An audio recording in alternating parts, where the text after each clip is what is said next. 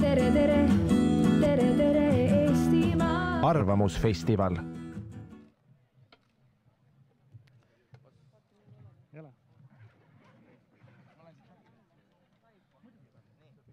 Tere! 2 päeva suurepärast sõnarokki on selja taga. Aga 3. arvamusfestival siin Paides ei ole veel läbi saanud. Meil on olnud päikselised arvamusfestivali päevad Vallimäel ja ma olen ringi käies kuulnud arutelusid, kus kõik osalejad on aktiivselt kaasa rääkinud. Ja mul on selle üle siiralt hea meel. Just sellist kaasavat, sisukat, argumenteeritud arutelu tahakski Eestis näha kuulda veel ja veel. Tere õhtust kõikidele sõnarokkaritele, tere õhtust kõikidele festivali külalistele, kes on siia Orualale kogunenud ja ka neile, kes liituvad meiega teleülekannete vahendusel. Meil on ees 1,5 tundi ühist arutelu ja üheks oluliseks osaks arvamusfestivali kujunevast traditsioonist on see, et kõik erakonnad osalevad festivalil ja mitte ainult siin parlamendi erakondade esimeeste arutelul, vaid festivalil laiemalt. Osalevad oma arutelualadega, arutelude korraldajatena ja osalevad ka aruteludes, mis toimuvad teistel aladel. Kuid üheks oluliseks osaks sellest traditsioonist on parlamendi erakondade esimeeste arutelu. Ja mille üle mul on eriti hea meel, on see, et sel aastal esmakordselt on meil esindatud kõik parlamendi erakonnad. Siinkohal ütlengi tere õhtust erakondade juhtidele. Mart Helme,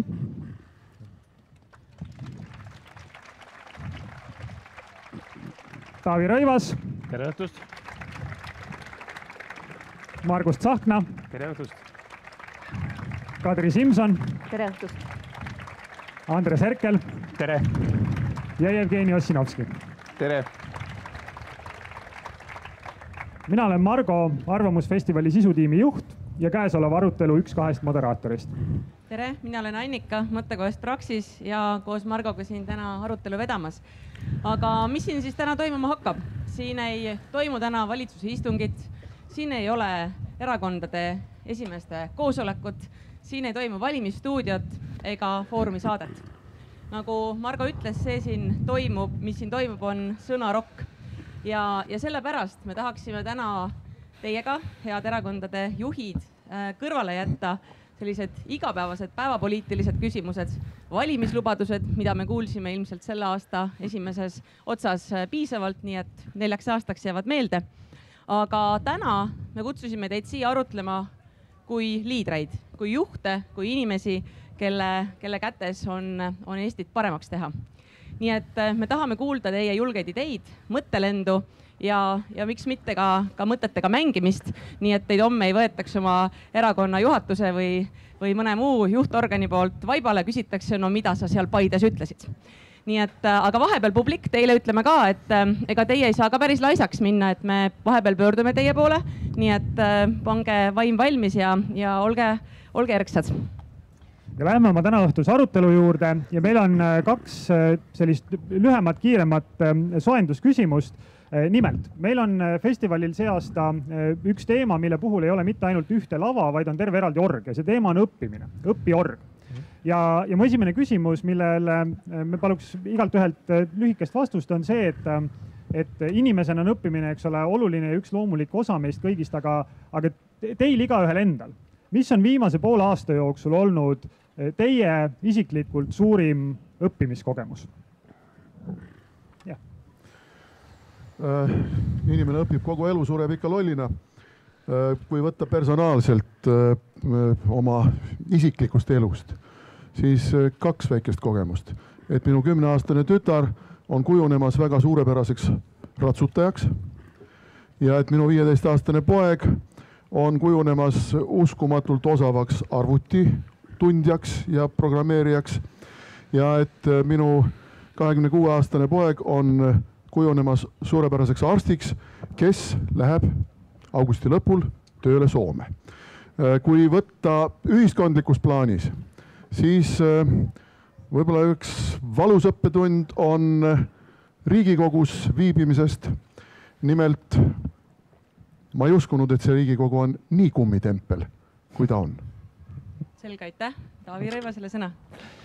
No, ma ei tea, kas nüüd poole aasta jooksul, aga ütleme, eks ka minu ametis on neid hetki peaaegu iga nädal, kus on põhjust õppida, kus on põhjust õppetundidest järeldusi teha.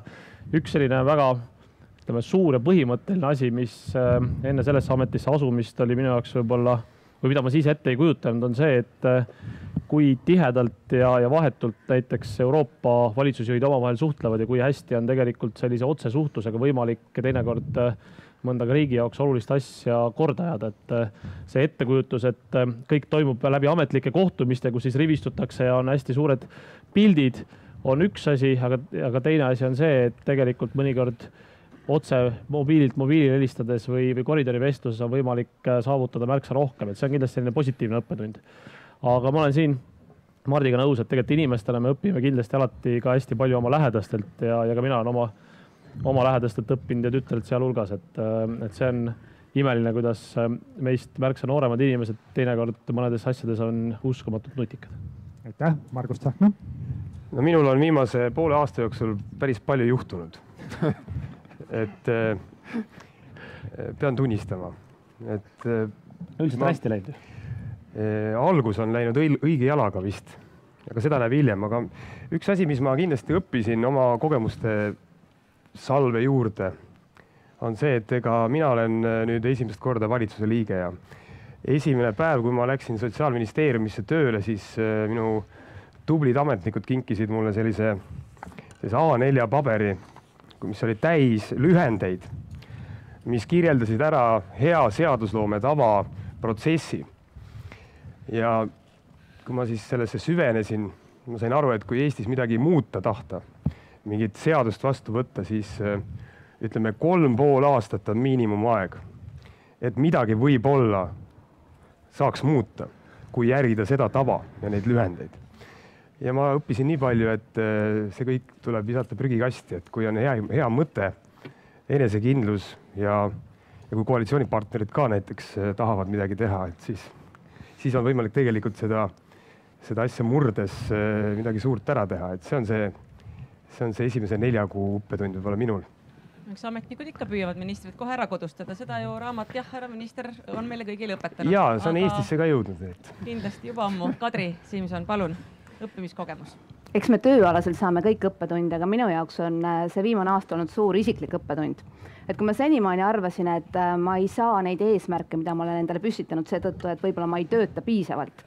Et töötad rohkem, pühendud enam ja kõik on sinu töökuses kinni, siis tänaseks päevaks olen ma sellise põhimõtte ümber vaadanud, et ainult palju tööd ei tähenda seda, et sa oma eluga rahul oled ja elus on muud tähtsad ka, nii et ennem kui liiga hilja sain aru sellisest õppetunnist.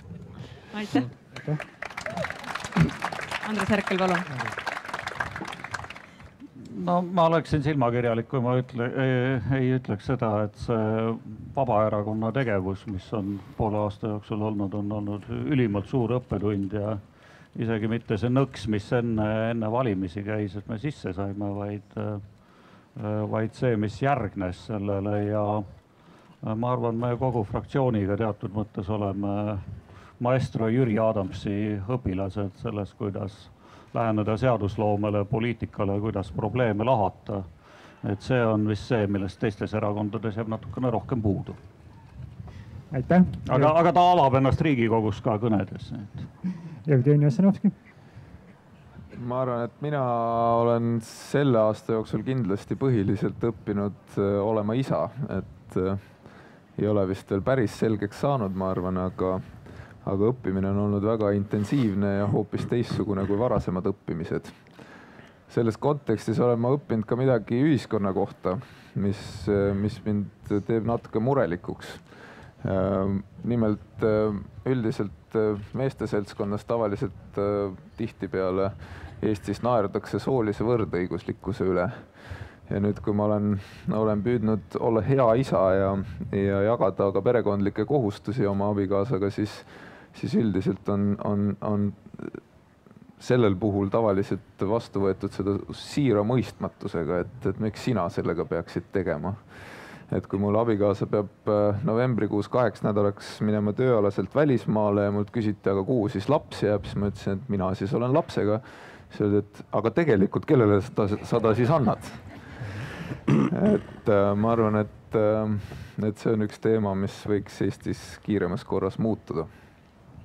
Aitäh! Aga nüüd, kui on kõigil juba paar esimest soojenduslauset öeldud, siis ma ütleks, et vaadake korraks siin laval ringi. Vaadake nende teiste erakondade juhtide silmisse. Ja nüüd ma küsin teie käest sellise küsimuse, et mis on see hea omadus? Margusel on väike eelis siin. Ma olen harjunud vaatama paremale poole oma elus, aga ma täna vaatan vasakule hea meelega. Nii, Margus, sa ei pea ainult Kadri silmisse vaatama.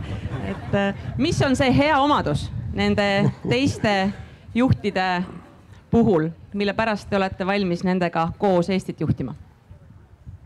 Alustamegi seekord Jevgeni Ossinovskist. Ma ei saanud küsimust aru. Mis on see hea omadus teistel laval olevates inimestes, mille pärast te olete valmis nendega koos Eestit juhtima? No esiteks sellepärast, et rahvas ja nende erakonnad on nad valinud. Seda pole silmist vaja vaadata. Jah, aga üldiselt ma arvan, et Eesti üks suur pluss on see, et me oleme 20 aasta jooksul siiski pidanud, tulenevalt ka meie tublide põhiseaduse autorite tööst tulenevalt, oleme pidanud töötama alati koalitsioonivalitsustes. Ja me oleme ka parlamentaarne riik, nii et meil on tegelikult väga hea kogemus nii juhtide tasemel kui ka laiemalt poliitikute tasemel kokkulepete sõlmimisest, sõltumata sellest, missugused on inimeste isiklikud või maailmavaatelised või ka erakondlikud seisukohad.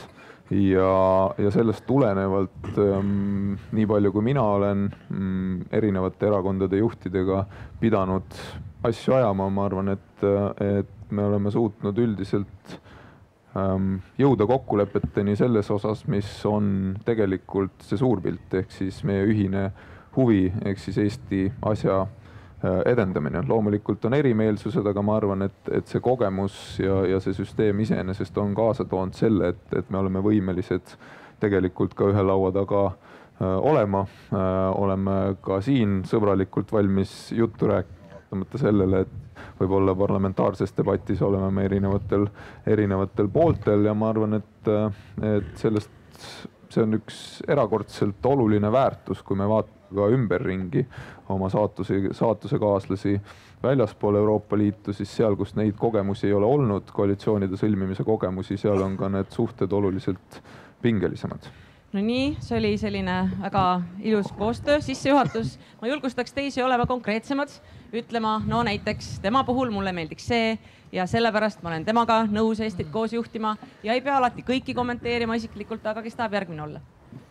Ma võin olla, ma ei tea, kas ma nüüd nii konkreetseks saan minna, sest tegelikult sellega on nii, et ega poliitikas me nagu niimoodi armunud pilgul üksteisele silma ei vaata ja ainult sellest, et aga nõudlikul? Nõudlikul küll ja isiklik meeldivus ei ole või ei saa olla kindlasti ainukene kriteerium, et ma arvan, et palju olulisem on see, et see tunnetus, et kellega ja kelle esindatava maailmavaatega, kelle esindatava erakonnaga on võimalik kõige tulemuslikumalt Eesti jaoks olulisi asju ära teha, ka oma valijate jaoks loomulikult olulisi asju ära teha. Ja see on nagu võib-olla veel ikkagi tähtsam. Aga samas hästi oluline on muidugi ka see, et kui me tahame poliitikas veidigi pikemalt olla ja me siin enamik meist on siin olnud küllalt pikalt poliitikas, siis hästi oluline see, et kui ma vaatan ükskõik kellele siin otsa, siis mul oleks see tunne, et nad ei ole mind kuidagi reetnud, nad ei ole mind alt vedanud. Ma ütlen ausalt, siin laual või siin laua peal me oleme väga paljudega kakelnud, poliitiliselt vaielnud, verbaalselt loomulikult meil on siin sõnarakka, eks ole. Me oleme paljudes asjades eri meelt, meil võib olla väga erinevates teemades eri tunnetus, aga siin laua peal kedagi sellist, kes oleks mind näiteks isiklikult reetnud, ei ole ja seetõttu see kindlasti annab võimaluse nende inimestega rääkida, et see on kindlasti oluline asi poliitikas. No nii, veel konkreetsemaks saab minna. Ma pööraksin selle probleemi, kui tohib natukene teistpidi. nimelt mina tahaksin tagasi seda aega ja see on Eestis olnud, kui valitsus on väga selgelt olnud niisugune ühe eesmärgi peale suunatud meeskond, mis vaidleb ka väga tuliselt ja võtab probleeme läbi ja kohati on tükid taga, aga ikkagi tegutseb väga selgelt ühe eesmärgi nimel.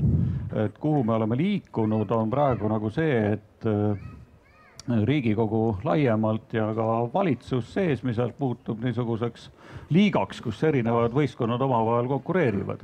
Aga ma tahan kolleegide kohta öelda küll seda, et enam-vähem tundub küll niimoodi, et neil on sellised isikuomadused, et nendega ühes meeskonnas oleks hea olla. Kui neid piire ees ei oleks, mis meid ideoloogiliselt või parteilistes raamides kuidagi eristavad. No näiteks mõni isikuomadus. Me saame seda hetke pärast proovida ka, eks ole, seda lauset kohe. Aga no näiteks mõni isikuomadus, mille pärast tasuks koos midagi teha? Ma arvan, et neid võib suurtes asjades usaldada. Aitäh. See on väga oluline. Aitäh. Mina vaatasin Kadrile silma, siis ma olen vaadanud Kadrile silma juba ülikooli ajast saadik, et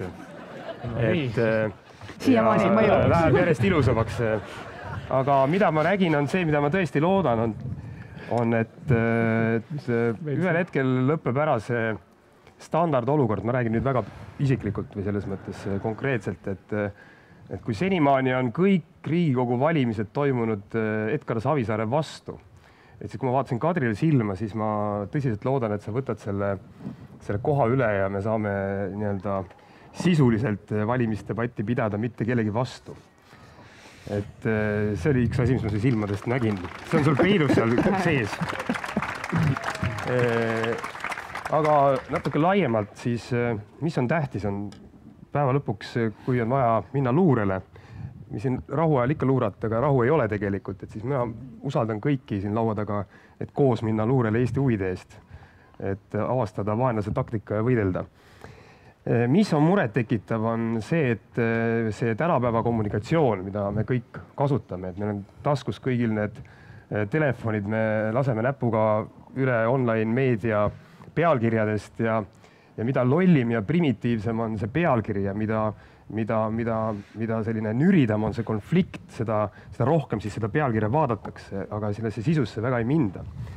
Ja üks probleem, mida ma näen mitte ainult Eestis, vaid ka mujal, et poliitikat juba tehakse nende pealkirjade pärast, ehk siis sa pead võimalikult nürida konflikti üles lööma niimoodi, et sa saad oma võimalikult karmi pealkirja, et inimesed vaataksid sind ja see konfliktide värk, et poliitika ei ole enam kompromisside kunst, et ta on konfliktide kunst.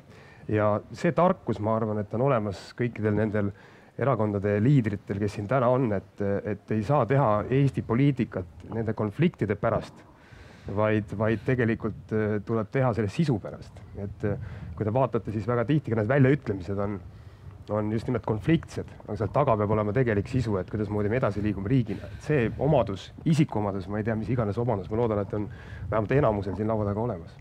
Ma arvan ka, et see selge silmavaade, see võib pigem mõjuda esmakohtumisel või esmakontakti puhul. Et meie puhul Margusele mõjub ikka. Mina tunnen siin nii kaua aega juba. Meie puhul siin laval on pluss see, et me tegelikult tunneme üksteist juba päris põhjalikult. Ja seetõttu igaühel on kvaliteet, et sa ei saa erakonda juhtima ilma, et sul oleks väga suur pühendumus. Ja et sind ei usaldaks suur hulk inimesi, sellepärast, et ilma usalduseta sa lihtsalt ei saagi oma erakonna ette otsa. Nüüd läbirääkimiste võime, et sinu inimesed võivad sind usaldada, aga millegipärast see teistega jutule ei saa, on hoopis teise võtmega. Et sa pead olema valmis austama seda, et kõigil inimestel ei ole ühesugune vaade. Et on erinevaid maailma nägemusi, sa ei saa maha karjuda ja öelda, et mul on ainukene tõde. Pead kuulama seda, et probleeme nähakse erinevalt ja siis küsima, et mida me selle pealt ehitame. Nii et minnes isiklikult, ma arvan, et mitte igaühel siin laval ei ole võimet aru saada, et ainutõde ei ole tema õblukestel õlgadel. Minul on väga laiad üle. Kellel on õblukesed õlad? Väga sügavamõtteline, saab veel tükk aega edasi mõelda, kelle õlad need on. Ma olen viimane, Mart Helme. Te kuulsite poliitikuid. Te kuulsite poliitikuid, kes rääkisid teile sellest, et me oleme kõik toredad inimesed ja me kahtlemata oleme kõik toredad inimesed. Ma tuleksin tagasi eelmise küsimuste vooru juurde ja kui Margus mainis, et ta sai pika lehekülje kõikvõimalikke lühendeid, siis meenus mulle üks lühend Teise maailmasõja aegsest USA mereväest, mis kõlas eestipäraselt FUBAR ja mille tõlge oleks või mis lahti seletatult oleks fucked up beyond any recognition, mis tähendab siis nii peesse keeratud, et ei ole võimalik enam ära tunda. Ma loodan, et sinu nimekirjas sellist lühendit ei olnud ja et Eesti riiki seesugune saatus ei taba. Aga ma oleks ainsana ilmselt konkreetne, sest ma ei ole poliitik. Lihtne mees tänavalt. Jaa, lihtne mees tänavalt, täpselt nii.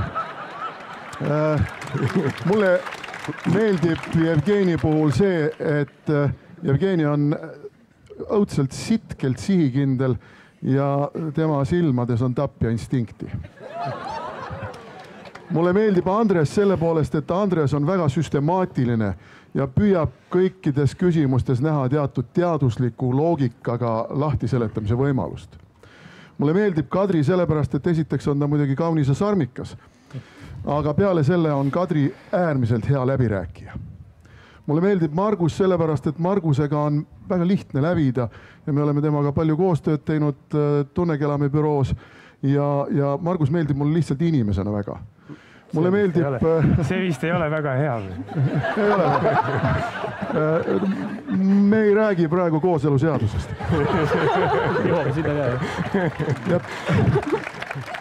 Ja Taavi meeldib mulle sellepärast, et ta ilmselt armastab oma perekonda ja oma tütart, sest et ta seda toob pidevalt poliitikasse ja ma ei ole täheldanud, et ta teeks seda nüüd nii väga PR seisukohast, vaid tõesti tema silmadesse ilmub armastus, kui ta räägib oma perekonnast. Mulle meeldib see. Aitäh.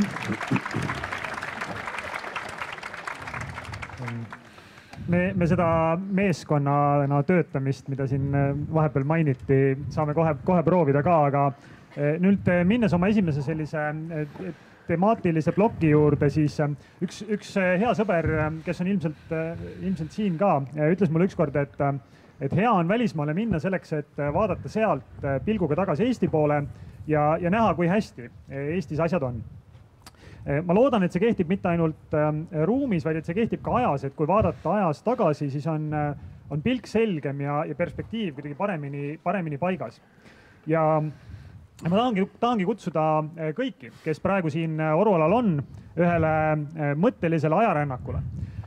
Eesti on peaaegu 25 aastat olnud taasiseseisev ja nüüd teeks ühe ajahüppe edasi tänasest päevast 25 aastat. Ehk siis me maandume oma ajamasinaga aastas 2040. Me oleme siinsamas Paides arvamusfestivalil Orualal ja arutleme. Ma palun, et kõik, kes siin on, teeksid korraks selle mõtterännaku kaasa täpsemalt. Palun arvutage igaüks välja, mis on teie vanus aastal 2040. Me tegime teie eest ära. Kadri Simson on 63-aastane, Jevgeni Ossinovski 54-aastane, Taavi Rõivas 61, Mart Helme 91, Margus Tsahkna 63, Andres Herkel 78, Annika on 62 ja mina olen 60. Ja kui te olete selle välja arvutanud, siis mõelge, milline on see Eesti, mis 25 aasta pärast on, aastal 2040. Mis on see, mis seda Eestit iseloomustab? Ma tulen kohe mikrofoniga alla ja küsin teie käest lühikesi fraase. Niimoodi ma annan, igaüks saab umbes 3 või 4 sekundiks sõna. Teil on aega öelda üks fraas, mis Eestit iseloomustab. No näiteks maapiirkonnad täis rõõmsaid inimesi või täielikult e-riigistunud või midagi sellist. Sellised lühikesed fraasid. Nii et mõelge korraks. Kas küsimus on see, mis saab? Mis me tahame, et saaks? Meie sinuga töötamegi selle nimel, et see läheks nii, nagu me tahame. Millises Eestis me tahaks olla aastal 2040? Ma hakkan parem versioon. Ringi käima ja siis igaüks saab öelda lühikesi fraase. Ainult kiirelt. Hea transpordiühendus linnade vahel. Rohkem tuntud kui täna. Hooliv ühiskond. Ma loodan, et 65 oleks jube hea elukeskkond tulevad. Eesti rahvus on alles veel. Enam ei saa siis. Tolerantne. Jõukate ja rõõmsate inimeste riik. Puhas loodus. Ma kordan, tolerantne. Aitäh, tagasi sulle, Annika. No nii, nüüd teie siin saite korraks inspiratsiooni kuuldes, mida inimesed, kes on siia tulnud, ütlesid, aga teile tegelikult sama küsimus. Ja taustaks ma lihtsalt mainin mõnda väikest teadmiskillukest uuringutest, et kui me mõtleme aastaks 2040, siis kõik andmed näitavad, et kui me senisel rajal jätkame, siis on meil umbes 100 kuni 140 000 töötajat vähem tööturul. Aastal 2040 on meil umbes 1/3 vähem sünnitusealisi naisi. Tänavu sai 76 000 hääleõiguslikku Eesti kodanikku Riigikogu valida välismaal. 4 aastat tagasi oli neid umbes 2 korda vähem. Ja majandusest üks lihtsalt väike infokilluke, et tegelikult viimase 10 aastaga me ei ole oma tootlikkust Euroopa Liidu keskmises parandanud, et nii kiiresti kui Euroopa teised riigid on edasi liikunud, oleme umbes ka meie, aga vot järgi ei võta. Nii et nüüd ma pöördun teie poole ja palun, et te teeksite sama harjutust, mida siin mõtteliselt paljud praegu läbi tegid, koos ühise meeskonnana. Ja mõelge, et oleksite nagu tarkade klubi või nagu Nemo turniir ja vahetage mõtteid. Me anname teile selleks 4 minutit aega. Ja püüdke paika panna 3 kõige olulisemat tunnust, mis siis Eestit aastal 2040 iseloomustavad. Nii et nüüd me paneme kella käima ja ütleme, et palun, tarkade klubi, alustage. Ja lülitame mikrid välja. Ei. Nii nagu tarkade klubi käib. Raadiost kuuleme, eks ole. 4 minuti pärast küsime teie kui grupi käest. Jah. No üks asi, millest on tänapäeval hästi palju juttu ju, on see, et kas me oleme rahvusriik. Selles mõttes selle kaasaegse avatuse, tolerantsuse kõige mõttes, et kas me oleme see riik, mille me oleme sõnastanud oma põhiseaduse preambulas, et me räägime siin eesti keelt, viljeleme eesti kultuuri. Ma arvan, et meie kõik, kes me siis oleme 63 ja 91 aastased, et meie kindlasti teeme, aga kas seda ka Eesti riik, Eesti lapsed, Eesti noored teevad siin? Et see, vaadates kõiki neid trende, mis ümber kaudu toimuvad, et see võiks olla üks asi. See on väga tähtis, Margus.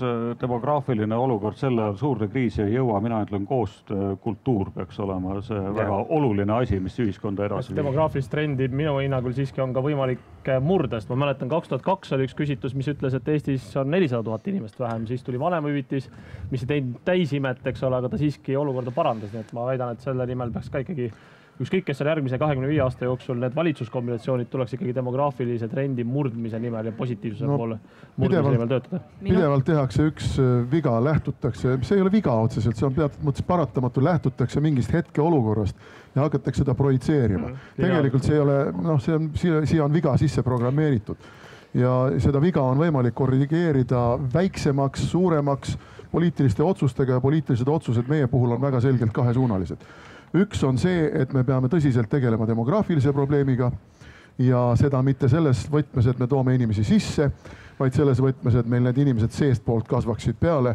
Ja teine on loomulikult kultuuripoliitika ehk siis keelepoliitika ja Eesti kultuuri. Niivõrd raske, kui seda defineerida on, aga siiski Eesti kultuuri edendamise poliitika. Ma arvan, et me peaksime perspektiivi panema, mis on 25 aastat. 25 aastat tagasi oli 90 ja me laulsime, et ei ole ükski maa. Et täna tegelikult unistus on ju täitunud, et me ei tunne ennast üksi. Võib-olla 25 aasta pärast võiks me eeldada, et ei ole ükski inimene. Sest et probleem ei ole ju ainult rahvaarvus. Probleem on selles, et väga palju Eesti inimesi tunneb ennast siin Eestis üksi.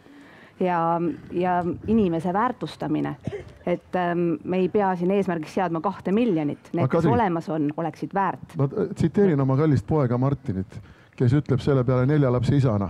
Omasid peab võimalikult palju ümberringi olema. See sõltub meist, et me ei oleks üksi ka inimestena. 1,5 minutit jäänud. Oma veret väga palju, et sa poja poliitikasse toodnud. Mitte poliitikasse, ma lihtsalt tsiteerisin teda kui isa. Ja muidugi. aga ma arvan, et selles mõttes Kadri mõttest kinni võttes, et ega tegelikult ka riigina mitte kunagi enam üksi. Ma arvan, et seda, kui me võtame nüüd 3 või 4 korda 25 aastat tagasi, siis, või 3 korda 25 aastat tagasi, siis ajalugu mäletame väga hästi, et üksi olemine võib olla ka saatuslik rahvusriigi jätkumisele, nii et seda mõtet tasub edasi arendada ka riigi kontekstis kindlasti. Ja mina olen mures sellepärast, et erinevalt Mart Helmest olen mina täiesti veendunud, et 25 aasta pärast on Eesti ühiskond oluliselt multikultuursem kui täna ja ma täna näen, et meie ühiskond ei ole selleks absoluutselt valmis ja ma loodan, et ta 25 aasta pärast on. Pool minutit veel. Ma ütleks ühe dimensiooni tooks siia veel, et siin publikus tuli see välja, et lava pealt seni ei ole keegi nimetanud, et tegelikult me siiski ei peaks olema rahul ka selle elatustasemega, mis meil praegu on. Et see ei ole nii, et me peab jääma pension alla 400 euro või et keskmine palk peab olema mitte liiga palju üle 1000. Mina väidan, et 25 aastaga on võimalik õigete otsuste korral jõuda Põhjamaade elatustasemelt järele. Seda võib kritiseerida, seda võib ükskõik kuidas sildistada, aga me teame, et enne teist maailmasõda me olime Soome ja Rootsiga võrreldaval elatustasemel ja minu meelest meie asi siin laval on pinguta selle nimel, et see keskkond, mis me loome, soodustaks ettevõtlus, soodustaks inimeste sissetulekut tõusu. Tootlikkus ja tark majandus, meil on märksõnu vaja. Nii, tarkade klubide mõttevahetuse aeg on läbi. Kuhu te oma mõtetega jõudsite? Mis need 3 kõige olulisemat asja võiks siis sellel meeskonnal välja pakkuda olla? Margo paneb tahvlile kirja. Me ei valinud kapterit. Täitsa oma vahel rääkisime vahepeal, et ei pannud midagi. No praktiliselt kõigil tuli ikkagi mingil suuremal või vähemal määral rahvastikupoliitika ja demograafia küsimused ühel või teisel moel, kes tahab rohkem neegreid, kes tahab rohkem eestlasi, eks ole. Aga mul on õigus oma arvamusele või ei ole? Aga et siis rohkem rahvast? Eesti keele kultuur oli, ma saan aru, ikkagi kõigil, see on see mõte ju sellel riigil praegu. Ja majandusareng selles mõttes, et elukvaliteet. Rahvusriik, Eesti riigi püsimine on tegelikult, ma sõnastaks seda selliselt, siis on võimalik see konsensus leida kindlasti. Ja Eesti riigi püsimiseks on vaja tegelikult nii oma keelt, kultuuri kui ka seda, et me ei oleks üksi, et keegi ei tuleks ja lihtsalt ei vallutaks ja okupeeriks meid ära. See on ka täiesti elementaarne. Ma sain siia rohkem rahvast ja riik püsib, selle kultuuri osas oli vist nii ja naa. Ja kultuur, kas on võimalik, et riik püsiks ilma, et meil oleks oma kultuur? Me räägime ju Eesti riigist selles mõttes. See on täiesti elementaarne. Keel ja kultuur on riigina defineerimise alustalad. Ilma nendeta ei ole võimalik. Pane kirja. Jah, pane kirja. Oli nõusolek. Gruppide eeskujulik. Kas selle elukvaliteedi osas tahate ka kirja saada?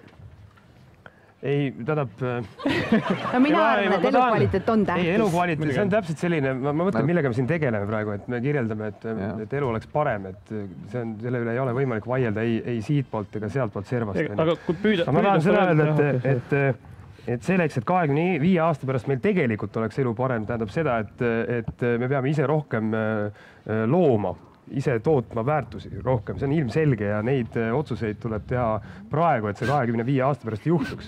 Et samad inimesed, kes siis peaksid väärtust looma, mille pealt me saame nii-öelda riigina maksu koguda, need lähevad täna kooli, need on need samad meie lapsed. Avatud ja salliv, kirjuta ka. Me oleme nüüd natuke 3-st üle läinud, aga väikses kirjas veel alla mahub. Aga ma tahaks publikule öelda seda, et need, kes siis elavad, on suures osas teie lapsed. Mõelge nüüd ise, missugust riiki te tahate oma lastele? Avatud ja...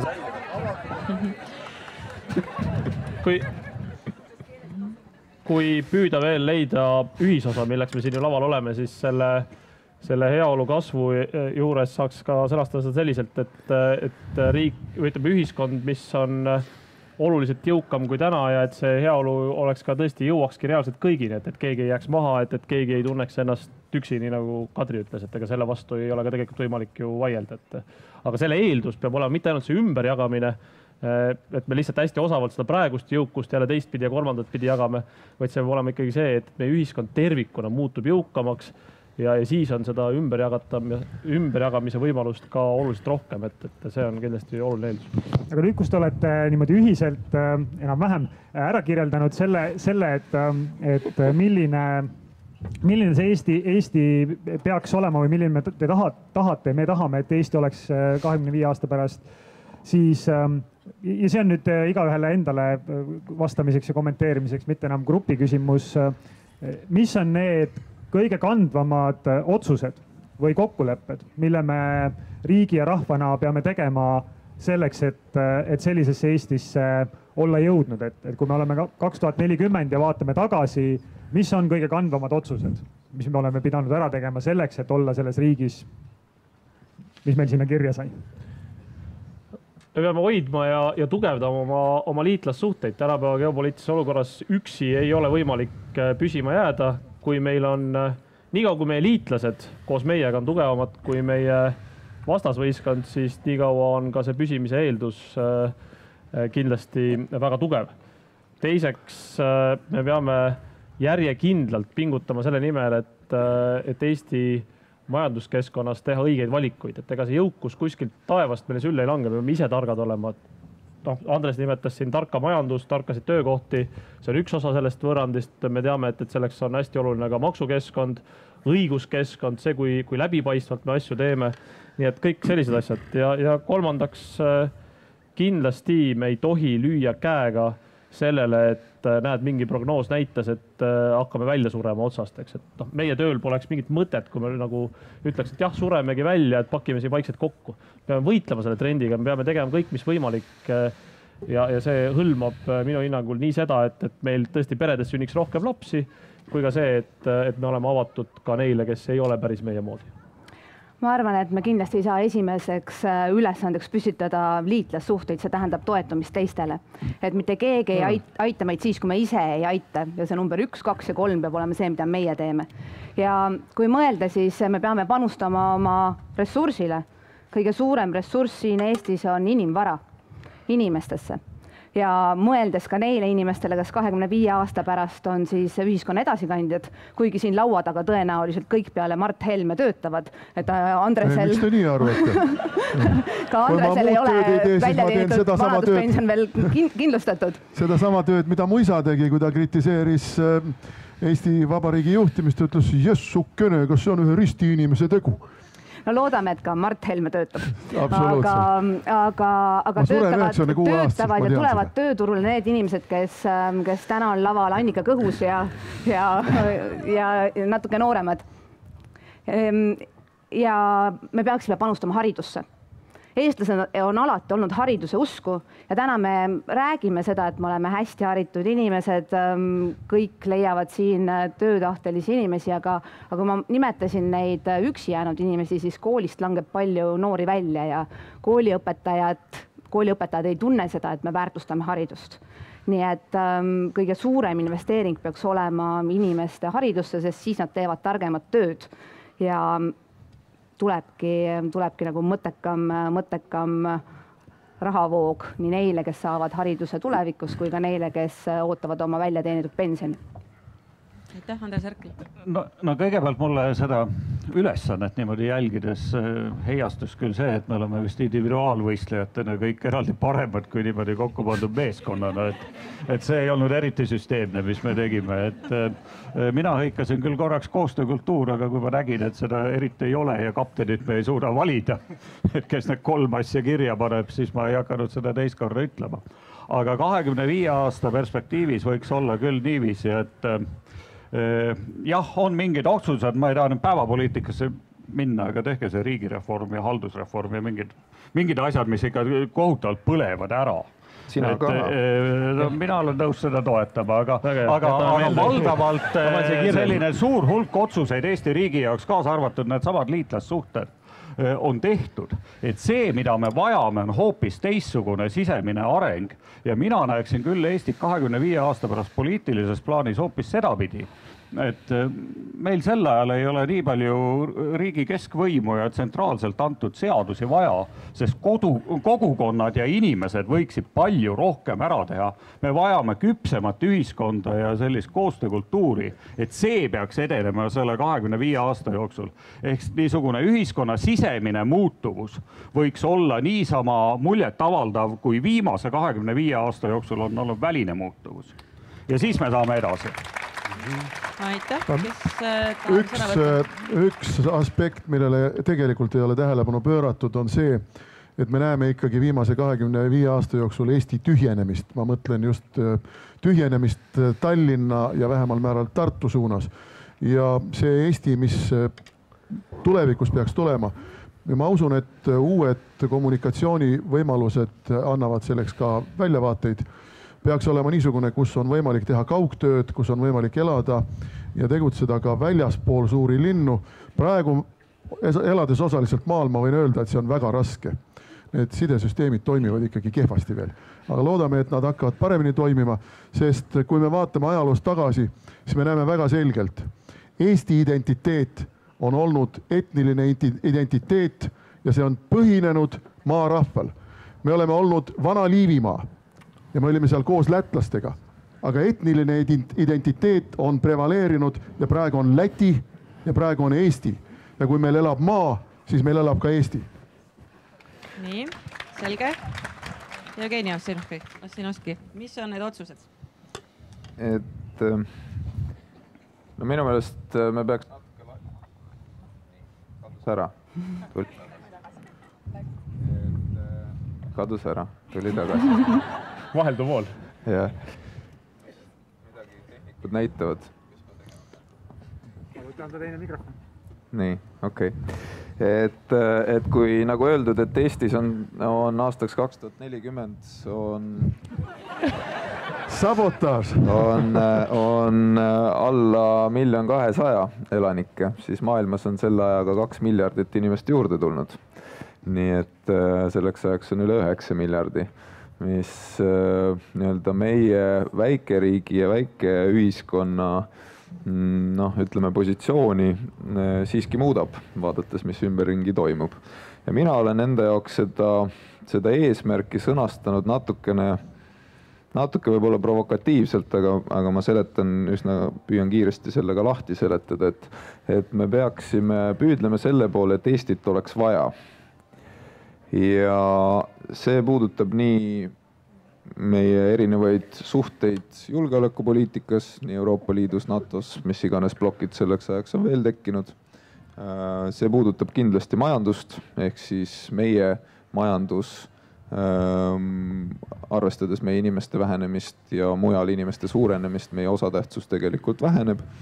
Ja selles kontekstis on meie ainuke eeldus õnnestumiseks on rahvusvahelistumine ja avatus, mida me siiani oleme teinud, üht-teist oleme saavutanud, pikk tee on veel minna. Ja kolmas on kindlasti vist, ma arvan ikkagi kõige olulisem, see, et siin elavad inimesed sellel ajal arvaksid, et neil on Eestit vaja. Et mina olen viimase aasta jooksul ja varasemalt, kui mul oli võimalus välismaal elada mõned aastad, siis pannud 2 erinevat negatiivset argumenti tähele. Üks oli aasta tagasi, kui geopoliitiline olukord järsult muutus ja hulk inimesi, täitsa lugupeetud ühiskonnas, lugupeetud inimesi tulid ja ütles, et kui olukord veel läheb ikka halvemaks, siis ma ostan endale kuskile kaugemale läände ikka maja ja kolin siit minema, et jumal teab, mis siis saab. Minu meelest üsna ohtlik tendents. Ja teine puudutab neid eeskätt nooremaid inimesi, kes on viimasel ajal välismaal ära kolinud ja on isegi mõelnud tagasi tulema, aga kui nad loevad näiteks seda, missugune ksenofoobne jauramine käib pagulaste või kooseluseaduse teemal, siis nad ütlevad, et see ei ole see väärtusruum, kus nad tahaksid elada.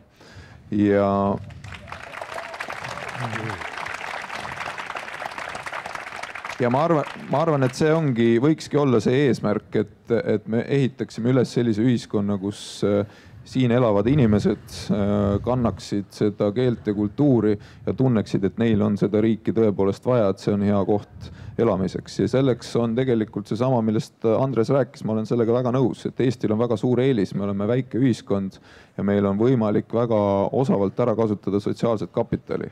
Ehk siis ühiskonna sidususe edendamise kaudu on tegelikult võimalik väga palju ära teha ka ilma keerulise raske bürokraatiate, mida suures riikides tehakse ja siin on kindlasti ka väga palju arenguruumi. Nii. Margus Tsahkna pole veel sõna saanud siin voorus ja siis saab täiendada. Jaa, ega kõik ju räägivad õiges suunas, aga minu jaoks on natuke kummaline see, mitte kummaline, aga millega me peame tegelema, on aru saada, kes me oleme päris tõsiselt Eesti riigina. Et lihtsalt me oleme avatud riik ja me kindlasti peame selleks jääma selles mõttes. Me ei saa unistada ja me ei tohigi unistada sellest, et me ehitame ümber Eesti mingi müüri ja siis me siin elame oma elu. Et need ajad on möödas. Et selle reaalsuse tunnistamine endale, mis ümberringi toimub, annab aluse arusaamiseks, et mida me peame tegelikult tegema. Ja see enesekindluse, rahvana enesekindluse kehtestamine iseenda suhtes, et me ei kardaks kogu aeg, vaid et me oleme ise teadlikult, et kes me oleme ja mis riiki me tahame. Me oleme kokku leppinud, et Eesti on rahvusriik. Me räägime eesti keelt ja viljeleme Eesti kultuuri. Aga mind häirib, et see põhimõte, mis me oleme kokku leppinud põhiseaduse preambulas, et see sildistatakse kohe ära ksenofoobia ja igasuguse muu radikaalse suhtumisega. Et tegelikult see ei ole, me ei ole radikaalsed, me lihtsalt oleme 1,3 miljonit inimest siin maailmas, räägime seda salakeelt, 1 miljon inimest, mida Eesti inimesed teevad. Nüüd on see, et me peame ise olema enesekindlad, et me ei kardaks, et me hääbume. Me ei hääbu mitte kuskile, me ei ole kunagi hääbunud, palju raskemates olukordades. Aga mis see otsus või kokkulepe, mida siis tuleks teha? Aga see otsus ongi see, et räägime nendest, see sama, mida Andres rääkis, et ega rahvana arutame läbi. Et mina ütlen, et esiteks vähem riiki. Päris tõsiselt, see ei ole mingi nali, kui mulle antakse kätte see lehtle lühenditega heast seadusloome tavast, et tegelikult see kirjeldab neid protsesse. Ühelt poolt see riik on, seda liiki on liiga palju ja see läheb kokku ka tegelikult Andrese jutuga. Et inimesed ise peavad seda kõike siin toimetama enesekindlalt. Teine on see, et poliitika tegemine ei saa olla online meedia jälgimine, et kui populaarne ma olen või mis mu reiting on.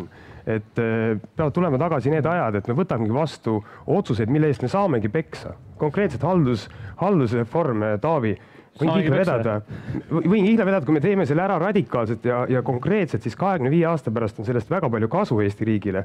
Aga sina, mina, Jevgeni ja me kõik saame selle eest peksa teie enda käest. Veame kihle, aastal 2018 juhtub see sügisel. Aga mina tahan selle eest peksa saada, et siis võib-olla... Et see suhtumise värk, et ei pea meeldima, me ei pea teile meeldima tegelikult absoluutselt. No võiks ju samas. Ei võiks. Et ega sind ei mäletata, Taavi, 7 aasta pärast isegi peaministrina, kui sa oled täna kõigile siin meeldinud. Siin mäletatakse siis, kui sa tegelikult absoluutselt ei meeldi, aga sa teed õigeid asju. No nii, aitäh. Need on need asjad. Õigete asjade tegemine ja meeldimine ei ole ilmtingimata vastuolus. Jaa, aga Taavi, ma räägin, et võime proovida mõlemat. Minu mure on see, et selle meeldimise nimel me tegelikult administreerime riiki. Tähendab, selleks ei ole vaja erinevaid erakondi ega koalitsioone, vaid me lihtsalt administreerime riiki. Me teeme otsuseid, ma olen nõus ja me osaleme. Aga ma räägin selliseid otsuseid, mis tegelikult viivad mingis konkreetses valdkonnas mingi hüppeni. Seesama haldusjutt, seda haldusterritoriaalset, isegi järgmise territooriumi ära, haldusreformist on räägitud. Me oleme nõukogude aegses haldusjaotuses täna, aastal 2015 ja ei ole julgust. Et see peab olema meil. Meil on võimalik seda noorte meeste valitsus, nagu me juhime siin, seda näidata tegelikult Eesti rahvale. No nii. Kas kiire repliik, Taavi, rõvestas teedada? Ma olen nõus nii sellega, et efektiivselt... Aga salvestage see, et ta on nõus. Teeme ära selle. Meil on muuseas isegi koalitsioonileppe, kus on kirjas ja me panime allkirjad ka sinna. Et selles mõttes on sellega hästi, aga ma olen nõus nii sellega, mis Margus rääkis efektiivsest riigist, kui ka sellega, mis Jevgeni rääkis avatud ühiskonnast. Ma loodan, et 25 aasta pärast, see sõltub meist lapsevanematena hästi palju ka muuseas. Aga millise Eesti me 25 aasta pärast või kui avatud meie ühiskond siis on ja millised väärtushinnangud meie lastel on. Aga ma tahtsin vaielda natuke ka, et asi liiga üksteise toetamiseks ei läheks, et ma arvan, et on lausa kuritegelikult lühinägelik alahinnata seda, et millised on meie liitlassuhted. Et ega kui me võtame viimase 25 aasta strateegiliselt olulisi valikuid, siis ei olnud ainult majandusreformid, kuigi majandusreformid oli suur osa sellest. Aga see, et Eesti liitus NATO-ga, see, et Eesti liitus Euroopa Liituga, see on olnud väga oluline strateegiline valik. Küsi ükskõik milliselt ukrainlaselt või grusiinilt selle kohta, et mida nad arvavad, kas nad tahaksid praegu olla NATO-s ja Euroopa Liidus. Ja enamik ütleb, et loomulikult, sest siis oleks nende saatus hoopis teistsugune. Nii et selles mõttes me mingil juhul ei tohi alahinnata liitlassuhteid. Eesti üksinda suhteliselt, pehmelt öeldes suhteliselt agressiivse riigi kõrval peab otsima sõpru ja meie poliitika, see meie enda teha. See ei ole nii, et meil tulevad sõbrad, kes tahavad jubedalt meie sõbrad olla. Need tulevad ida poolt võib-olla ja nad ei ole väga nagu head sõbrad ilmtingimata alati. Aga need sõbrad, keda me tahame, nende sõpruse hoidmise ja arendamise nimel me peame ka ise tööd tegema, et see ei ole ainult ühepoolne. Nii et see on väga oluline siiski. Selge, nüüd panite tähele, mis kõik need otsused olid, kokkulepped, mida siin tegelikult võiks teha väikse memo ja pärast vaadata, mis on saanud. Aga nüüd Mina olen väga rahul, me saavutasime tegeliku läbimurde täna. Tõsi, jah, väga hea. Aga see siis järgmine nädal peaks ka kuidagi juba hakkama välja paistma, et mida te teete. Aga nüüd me jõuame tegelikult sinna, mida juba siin plokis natukene Jevgeni Ossinovski mainis, aga et need on väärtuste teema. Et eelmises arutelus jäi kõlama terve hulk asju, teemasid, mõtteid, mis iseenesest ei juhtu, mis vajavad tegelikult ühiskondlikku kokkulepet, sest lõhede peale tegelikult edasiminekut on väga raske ehitada. Et nüüd küsimegi, et millised on siis need väärtused, mis meid selle toreda visioonini, mis te unistasite ja me koos mõtlesime, võiks viia. Ja tegelikult väärtuspõhisest juhtimisest on ju räägitud aastaid juba juhtimisteooriates, nii et ka ühiskondade edasiviimine on väga palju väärtuste küsimus. No näiteks Läti eelmisel aastal uuendas oma põhiseadust ja täiendas seal ka väärtuste loetelu, nii et meie tingimata ei pea täpselt sedamoodi tegema, aga arutelu sellest, et mis võiks olla väärtused, mis Eestit edasi viivad, sest maailm muutub, tulevad uued teemad, uued olukorrad, mida 100 aastat tagasi ei olnud, 50 aastat, 25 aastat tagasi ei olnud ees. Aga nüüd selleks, et me omad lubadust täidaksime ja ka publikut vahepeal kaasaksime, siis me hakkame teile esitama mõnesid lihtsaid küsimusi. Ja kõigepealt esitame neid siis erakondade juhtidele. Jah, teil on kõikidel laual seal punane ja roheline kaardike. Kollast ei ole. Ja kollast ei ole ja me küsime kolm küsimust niimoodi, et vastusena siis palume teil näidata kas küsimusele jah või ei selle kaardiga ja siis jätta see kaart üles ja siis küsime sama küsimuse kõikidelt teistelt, kes siin orualal on. Esimene küsimus on selline, et kas Eestis peaks olema eraldi sõnastatud ja kirja pandud ühiskondlik väärtuste kokkulepe? Kõigepealt siis küsimus teile. Kas Eestis peaks olema? Kirja pandud, sõnastatud. Ma oma eelmise jutu lõpuks. Kes kirja paneb? Ühiskonnana põhiseadus. Kui te leiate, et on ja täiendavat vaja ei ole, siis on teie vastus ei. Läti leidis, et täiendavat on vaja. Teate, kui hakatakse, see on umbes nii, et moodustame uue komisjoni ja hakkame arutama. Ja maha kõik, kes neid väärtusi ei toeta, eks ole. Ma küsin nüüd kõikidelt siin, kas orualal viibinud ülejäänud inimesed, kes leiavad, et Eestis on vaja täiendavalt olemasolevatele asjadele kirja pandud, sõnastatud ühiskondliku väärtuskokkulepet, näidake endast, andke endast käega märku nüüd, kes arvavad, et seda on vaja? Et peaks. Nii, palun nimi, vanus, aadress. Mõned tagapool olid veel, selgelt on üks meel. Tegelikult peaks olema vastupidi, tegelikult peaks olema nii, nagu demokraatlikus süsteemis on, rahvas ütleb ja siis meie reageerime. Ise räägid, et ei ole vaja meeldida. Churchilli kõik tsitaadid on muidugi omistatud Churchillile, aga tema oli üks nendest, kes ütles, et poliitiku asi ei ole mitte ainult tuulelipuna rahva arvamusele järgneda, vaid siiski ka mõnikord ise väärtuspilti seada ja rahva arvamust kujundada, nii et Tuul olla. täna meile pandi see üles, ma saan aru. Just, teeme paar sellist väikest võrdlust veel. Küsingi lihtsamalt. Küsin järgmisena ühe konkreetse väärtuse kohta Eesti ühiskonnas. Kas Eestis lubatakse eksida? Kas Eesti ühiskond lubab inimestel eksida? Ideaalis või praegu? Praegu. Kas täna Eestis lubatakse eksimist? Ei lubata. Kahjuks. Pigem vist ei lubata, jah. Aga võiks. Teate, mul on selle eksimisega alati, mulle meenub see, et... Oota, ma küsin korra rahva käest ka ära siis. Kuidas ülejäänud inimesed Orvalal arvavad? Kas Eesti ühiskonnas lubatakse täna eksimist? Kes arvab, et jah, tõstke käsi? Küsige liikluspolitseinike käest. Valdav enamus arvab, et ei. Selle eksimisega seoses tuleb nagu meelde see protsess, mis tavaliselt on, et kui keegi eksib, et siis 90% energiast läheb süüdlase otsimise peale. Ja siis, kui leitakse süüdlane, siis mõistetakse süüdi. Aga mitte probleemi lahendamise peale. See ühiskond, kus eksimist üldse ei lubata, on autoritaarne ühiskond ja Eesti ilmselt päris selline ei ole. Siin on kindlasti olemas probleemid, aga mina tahaksin näidata küll selle kaardiga pigem soovmõtlemist ka. Et Eesti peaks olema sallivam ka eksimist. Soovmõtlemise juurde me kohe saame. Te kohe saate arutada seda, et millised need väärtused võiksid olla. Ma arvan, et võib-olla karistuspoliitikas ei lubata eksimist, aga ühiskonnas, kui me vaatame arvamusliidreid, on küll aga inimesi, kes on väga rängalt eksinud ja tulnud sellest porilombist välja ja arvavad edasi. Järelikult ühiskonnana me lubame eksimist. Okei, aga ühe küsimuse küsime siis veel.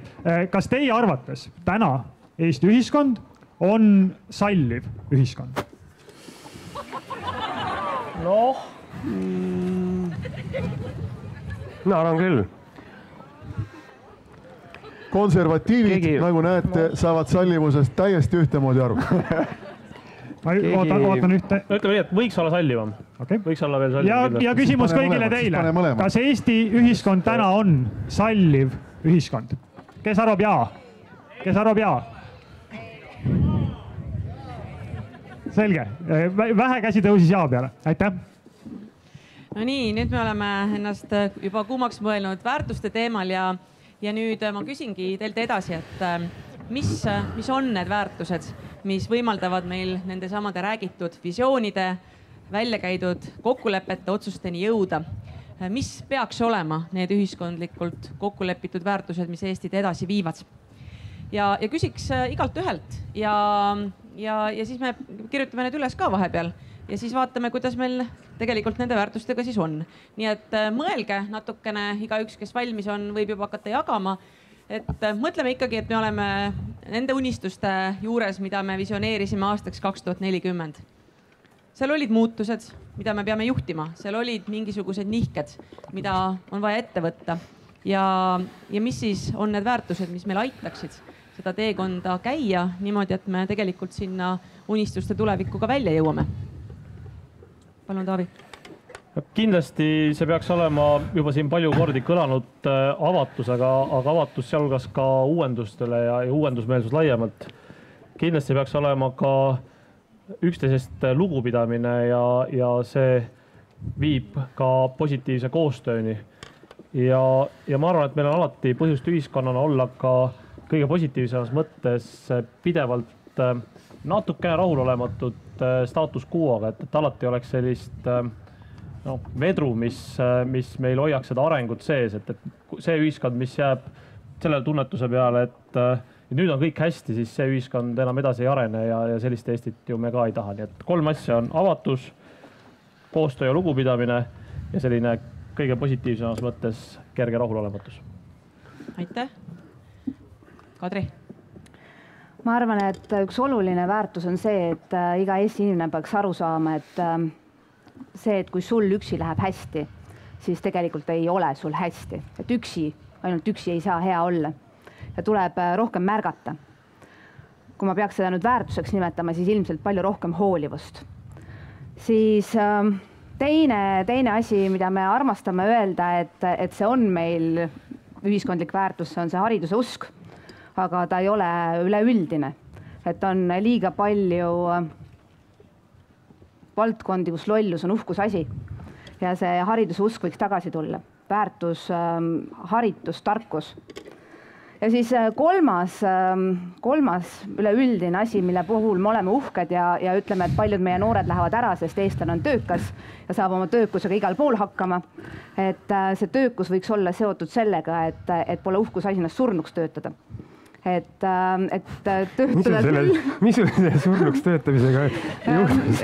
Üleüldiselt ma ei räägi iseendast, vaid räägin sellest, et kui me kunagi oleme sinuga 63-aastased ehk aastal 2040, et me teaksime, et ka siis, kui me enam igapäevaselt pikki tööpäevi ei tee, on meil tervist, et me ei pea mõtlema selle peale, kes maksab meie vanade koduarved ja kus me üldse arstiabi saame, vaid me oleme hoidnud ennast suhteliselt pikalt tervena ja pole hoolimatult suhtunud oma tervisesse ka siis, kui me olime noored. Kadri, vaata mind. Ma olen raske nõukogude aja üle elanud ja täiesti terve, tegus. Pole probleemi. Muuseas, tollel ajal, kui me oleme 63-sed, siis pensioniiga on juba peaaegu 80 peale. See on nagu porgand liigub kogu aeg ees meil. Ja meie aga tuleme nende juurde, kes oma sotsiaalminister lubas teile, et teie olete 80-sed, kui te pensionile saate. Nii, Mart Helme, mis on teie meelest need kõige olulisemad väärtused, mis Eestist edasi viivad? No kõige olulisemad on pereväärtused. Kõige olulisem on see, et meil see ei pruugi olla registreeritud abielu, aga et meil sugudevahelised suhted oleksid paika loksunud, olgu siis võrdõiguslikkuse baasil või mingil muul baasil, aga niimoodi, et Jevgeni ei peaks siin last hoidma, kui talle ei sobi.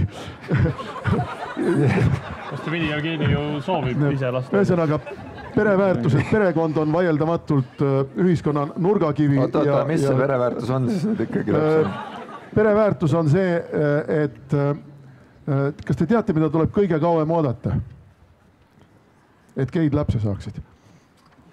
See oli poliitiliselt tohutult ebakorrektne, tehke puu mulle selle peale, tehke, mind absoluutselt ei loksuta. Sest vaadake, mis on juhtunud. Juhtunud on see, et me kõik räägime siin sallivusest ja sallivus on kindlasti üks väga oluline asi, aga sallivuse nime all me kultiveerime sallimatust ja lõhestame ühiskonda. Ja see, mida mina pean väga oluliseks ja võib-olla kõige olulisemaks, on see, et meil ühiskonnas oleks rohkem sallivust, sallivuse tõelises tähenduses ja rohkem koostööd inimeste vahel, mis on meil peaaegu ära kadunud.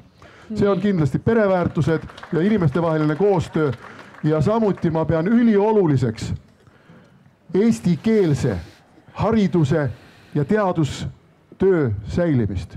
Aitäh. Nii, Andres Herkel, mis on need väärtused? No kõigepealt ma pean ütlema, et kui mulle miski eriti ei meeldi, siis see, mismoodi sotsid ja EKRE ping-pongi mängivad niisuguste teravate probleemide puhul, olgu see kooseluseadus või mis iganes. Et selle tõttu ma otsiksin väga sellist keskmist kokkulepet nende asjade vahel ja sõnastaks ühe väga lihtsa asja, et avatud rahvuslus on see, mida me vajame 21. sajandil. Ikkagi, kui me vaatame neid demograafilisi trende, siis see on Eesti kultuuri säilimiseks ohtlik kahtlemata. Aga mida me peame saavutama, et keegi kasutas siin mööda minnes eesti keele kohta seda mõistet salakeel.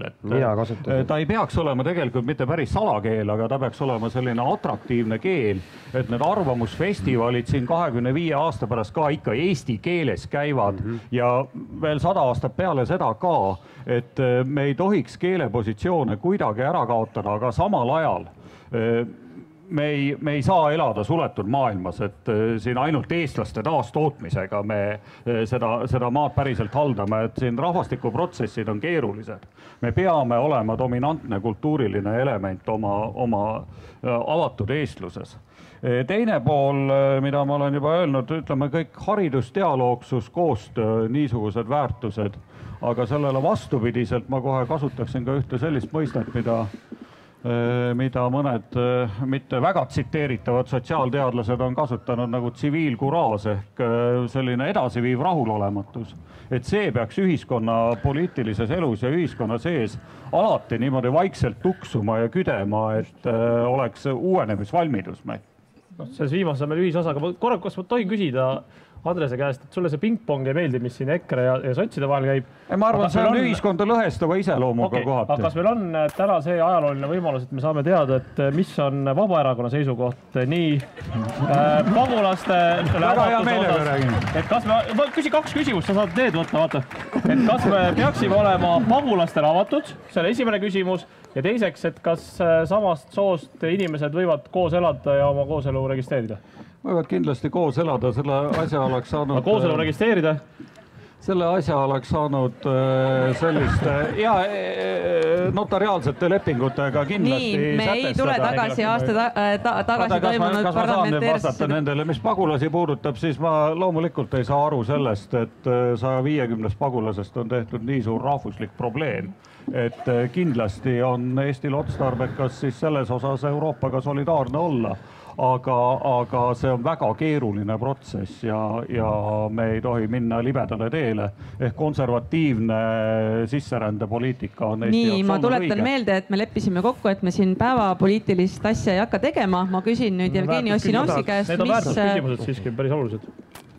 Ja, aga lähme nüüd sinna, mida arvab Jevgeni Ossinovski, mis on need väärtused, mis Eestit edasi võiks viia? Ma mõtlesin väikse repliigina, et kui Andres Herkel ütles, et sotside EKRE teevad pingpongi, et tal on kompromiss seal vahel, et kui Mart Helme ütles, et geid ei saa lapsi, et siis ta äkki soovis kompromissi näha seda, et geid saaksid lapsendada, aga see ei olnud see.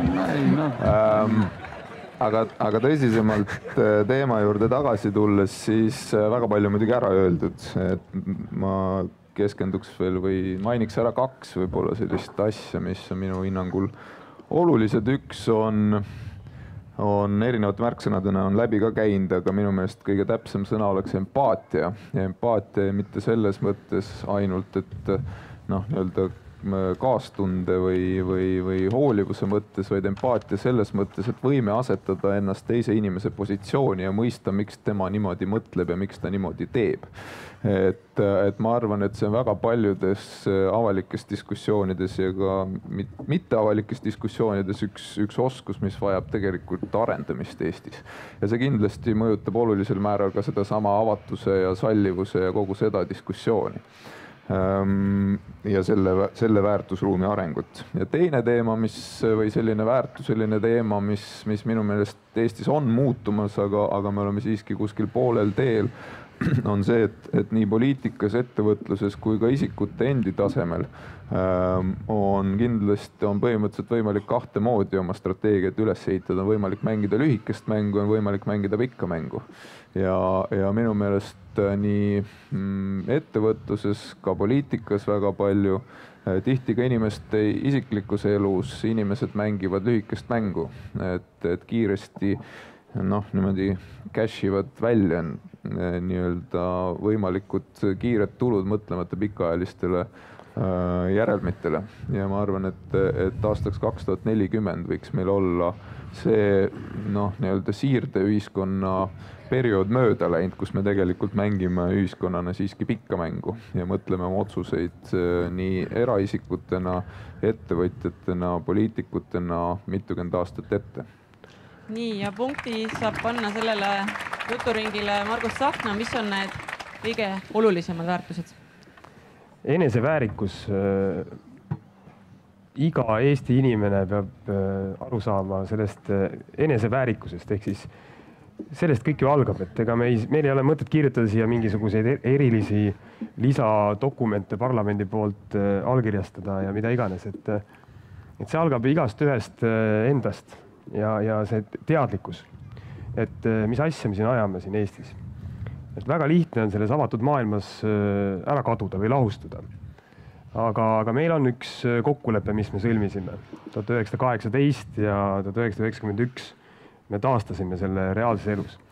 Et iga samm, mis me teeme, et me saame aru, et see on mõtestatud tegevus selles suunas, et me seda kokkulepet suudaksime pidada, mis me oleme põhiseaduse preambulis kokku leppinud. Et see on ülimalt tähtis, kuna see infovoog, see avatud maailm, kus me elame, mis on väga positiivne, saate aru, et ma ei hakka siin vastandama absoluutselt, mina olen väga, väga avatud inimene, aga see mõtestatus. Kes me oleme Eesti inimestena. Teine on see, et võtta suured eesmärgid. ja 2 miljonit eesti keelt kõnelevat inimest ei ole minu arvates liiga suur eesmärk väga pikas perspektiivis. Ja kui me selle eesmärgi peale mõtleme ja sellest lähtudes oma igapäeva otsuseid teeme, siis kõik need muud otsused langevad õige koha peale. Et see suur perspektiiv võiks meil olla. Ja võib-olla see on suur unistus, aga sellest tulenevad ka kõik teie pingpongi mängud ja kõik muud asjad tegelikult, kui te selle nagu peale natuke mõtlete. Ja kolmas asi on see sama, et üks kõigi eest, kõik ühe eest. See on see ütlus, millega ma ei taha väga nõustuda, aga aeg-ajalt tundub, et see on tõsi, et parim toit eestlasele on teine eestlane, et me viskaksime selle lõplikult prügikasti. Et see teineteisele ära tegemine, mida on väga palju, ma ei räägi poliitikast. Poliitikas see jääbki arvatavasti nii kahjuks, aga igapäevaelus ka. Et meid on nii vähe ja meil on maailmas, kellele ei meeldi, võib minna toimetada iganes muid asju teha, aga siin me peaksime lähtuma sellest põhimõttest, et üks kõigi eest, kõik ühe eest. See aitab edasi, uskuge mind. Jooge klaas külma vett enne, kui tal närv üles läheb ja siis tehke otsuseid ja mõelge selle peale. Et võib-olla need 3 teemat. Aitäh, ma korraks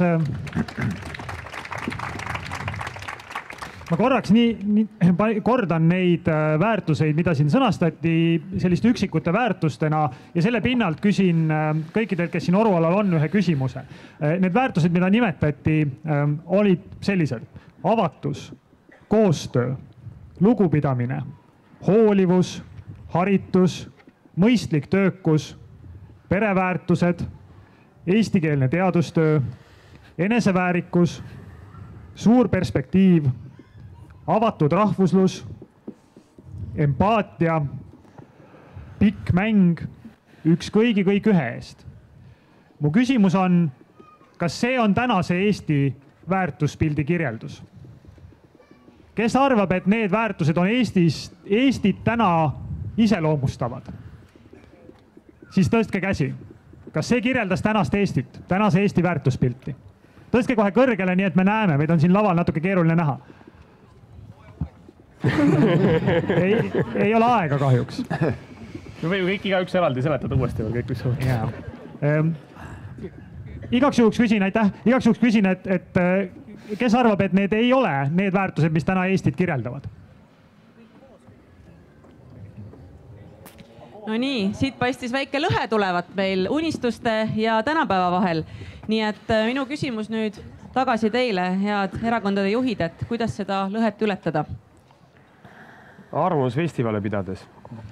Status quo'st ei ole ka väga mõtet unistada, eks ole, et ikkagi pigem me ju kõiki sõnasime neid asju, mida me tahaksime, et oleks Eestis veel paremini, et see on see mõte, et Eestis peab olema paremini. Sinna peame kohale jõudma, see ei tule ise kätte. Mis me selleks tegema peaksime, et need, mida Margo siin ette luges ja mis on päris inspireerivad ja head mõtted, mida te jagasite, et kuidas me tegelikult jõuaksime sellisesse Eestisse, mida need sõnad iseloomustavad peale Arvamusfestivali? Üks sõna, mis oli puudu sealt ja mida on Eestis väga vaja.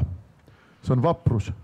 Vaprus olla eestlane, vaprus olla kindel oma põhimõtetele ja me oleme muide selles suhtes äärmiselt märgilise koha peal. Paide Ordu linnuse vallidel ja aastal 1559, kui Ivan Groznõi väed olid praktiliselt kõik Liivimaa linnused vallutanud, siis Paide pidas vastu. Ja pidas vastu sellepärast, et mees nimega Kaspar von Oldenbockum keeldus alla andmast. No nii, nüüd sellise väikse ajalootunni taustal said teised mõelda, mis on need konkreetsed asjad, mis Eestis siis võiks seda lõhet aidata ületada. Mis veel, Kadri? Ma arvan, et tegelikult tuleb endale teadvustada, et kui on piisav kogus inimesi, kes nendesse väärtustesse juba usuvad, siis selge sihiga saab endale ainult liitlasi juurde leida. Ja tõepoolest me sõnastasime neid väärtusi, mis ei ole täna üleüldised, aga kindlasti on ja mina tean Eestis inimesi, kes neid väärtusi kannavad, et neile tuleb tuge pakkuda.